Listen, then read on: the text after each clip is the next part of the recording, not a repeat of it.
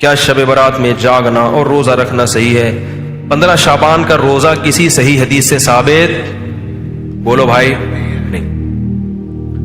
صرف جمہور کے نزدیک عبادت ہے 15 شعبان کی. اس کے علاوہ باقی کوئی بھی چیز، میرا اس پر بہت ڈیٹیل میں بیان ہے، یوٹیوب پہ سرچ کریں وہ بیان آ جائے گا. میسج ٹی وی والوں نے ایک انٹرویو لیا تھا اس پہ، اس میں نے دلائل سے ثابت کیا ہے. پوری مدلل بحث کی ہے کہ نہ اس رات میں قبرستان جانا چاہیے، نہ اس رات میں حلوے پکانے چاہیے، نہ اس رات میں الگ سے کوئی نہانا دھونا چاہیے، نہ اگلے دن کا روزہ رکھنا سنت ہے، نہ پٹاخوں کی کوئی حیثیت ہے. سمجھ رہے ہو؟ اب مجھے پتا ہے جو گالیاں آنے والی ہیں یوٹیوب پہ، چلو کوئی بات نہیں، اس کو بھی انجوائے کرتے ہیں. تو صرف ایک چیز ہے وہ، اور نہ اس رات میں تقدیر کے صاف ہے قرآن میں کہ وہ لیلۃ القدر میں ہوتے ہیں. علامہ ابن تیمیہ رحمہ اللہ نے لکھا ہے کہ لیلۃ القدر کی اہمیت کو گھٹانے کے لیے بھی اس رات کو بہت زیادہ اہمیت دی گئی ہے. تو جتنی جس چیز کی اہمیت ہو اس کو اتنا ہی رکھنا چاہیے. تو صرف عبادت ہے، تو عبادت کی جمہور کے نزدیک کیا ہے وہ بھی اتفاقی نہیں ہے، یاد رکھو. جمہور کا مذہب بہرحال یہی ہے کہ اس رات کو عبادت کرنی چاہیے، اس کی فضیلت دوسری راتوں کی نسبت زیادہ ہے. آج کسی صاحب کا فون آیا کہ ہماری والدہ کا معمول رہا ہے اس رات کو دیگیں پکا کے تقسیم کرنے کا.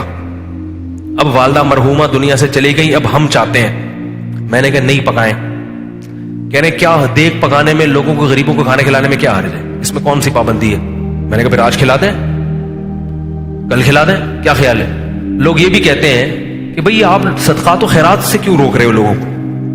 بھائی صدقات و خیرات، جیسے لوگ کہتے ہیں نا بکرے کے صدقے میں کیا خرابی ہے؟ ابھی پھر کوئی صاحب مجھ سے الجھ گئے کہ آپ کیوں کہتے ہو صدقے کا بکرا بدعت ہے؟ اگر کوئی بکرا کھلا رہا ہے تو کیا خرابی ہے؟ میں نے کہا سوال پیدا ہوتا ہے، جب غریب آدمی کو بکرے کے پیسوں میں زیادہ دلچسپی ہے تو آپ کو کیا تکلیف ہے کہ آپ اس کو بکرا کھلائیں؟ اس کا مطلب آپ بکرے کو کیا سمجھ رہے ہو؟ الگ سے کوئی فضیلت سمجھ رہے ہو بکرے میں. شریعت میں جس چیز کی الگ سے کوئی فضیلت نہ ہو اس کو الگ سے پروٹوکول دینا یہ بدعت ہے یا نہیں ہے؟ غریب آدمی کو کہہ رہے یار 20,000 کا بکرا لے کے دے دیا تم نے مجھے، تو مجھے 20,000 روپے دے دیتے. اگر آپ کہتے ہو اس کے کھانے کی حاجت ہے تو راشن ڈلوا دو.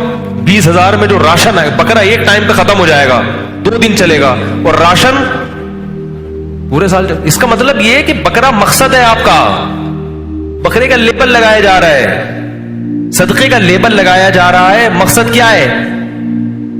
ارے بھائی، تو اس لیے وہ کہنے لگے کہ میں 15 شعبان کو چاہتا ہوں غریبوں میں دیگ تقسیم کروں، تو صدقے میں حرج کیا ہے؟